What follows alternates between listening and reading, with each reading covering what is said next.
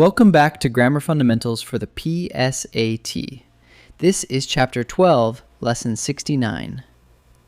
We've used commas for pauses and for lists. Today we use them with whole clauses, the parts that have their own subject and verb. There are 3 clear rules, and once you know them, the trickiest comma questions get a lot easier. Rule 1 is for the compound sentence. When a coordinating conjunction, one of the fanboys words, like and, but, or, joins 2 main clauses, put a comma before it. Look here.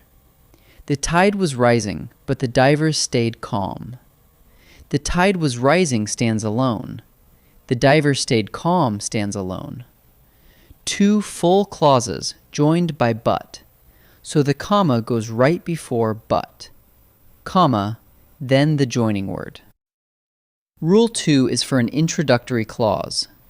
When a subordinate clause, one starting with a word like when, because, or although, opens the sentence, put a comma after it.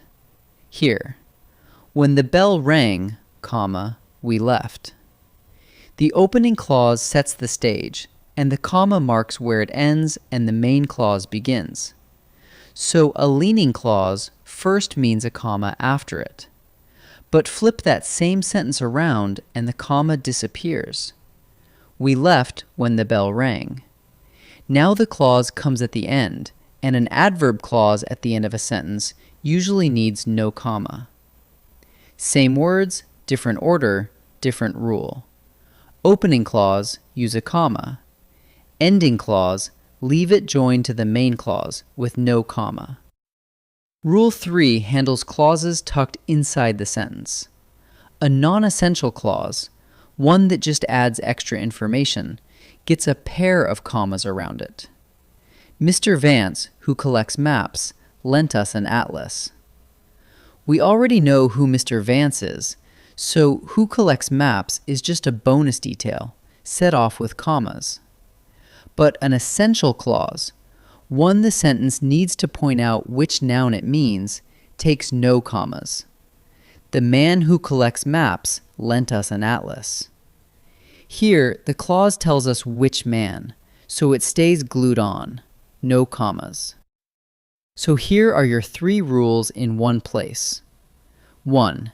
If fanboys joins 2 main clauses, put a comma before it. 2. If a clause opens the sentence, put a comma after it. 3. If a clause inside the sentence is just extra, fence it with commas. And remember the 2 no comma cases, a clause that ends the sentence, and an essential clause needed to identify a noun. Let's try a few.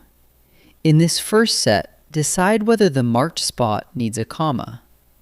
Ask which rule is in play, joined main clauses, an opening clause, or an extra clause. Pause and try each one before I answer. Maya studies hard, but she still finds time to relax. Maya studies hard stands alone, and she still finds time to relax stands alone. But joins 2 main clauses, so a comma belongs right before it. So the answer is add a comma. We went out for pizza after the game. After the game simply ends the sentence, and an ending element like this takes no comma. Nothing opens the sentence, and nothing is fenced off. So the answer is no comma. Because she wanted the job, Elena applied early. The clause because she wanted the job opens the sentence and leans on the rest. An introductory clause is always followed by a comma, so the answer is add a comma. 3 more. This time, the clause sits inside the sentence. Ask whether it's needed to tell which noun is meant, or just adds a detail you could remove. Pause and try each one. Doris Lessing, who was a novelist, grew up in Zimbabwe. The name already tells us exactly who she is, so who was a novelist is just an extra detail. Lift it out and the sentence still works. That makes it non-essential. So the answer is needs commas. The woman who was wearing the hat was the spy. Which woman?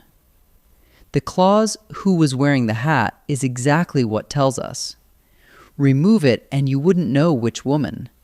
It's essential, so it takes no commas. So the answer is no commas. Any team that makes the playoffs has to be good. The clause that makes the playoffs narrows down which teams we mean, so it's essential. And clauses beginning with that are always essential, never set off with commas. So the answer is no commas. Let's wrap up. 3 rules. When a fanboy's word joins 2 main clauses, put a comma before it. When a clause opens the sentence, put a comma after it. But when that same clause comes at the end, use no comma. And when a clause inside the sentence is non-essential, just extra information, set it off with a pair of commas, while an essential clause that identifies its noun takes none. Match the clause to the rule, and the comma falls into place. Great work!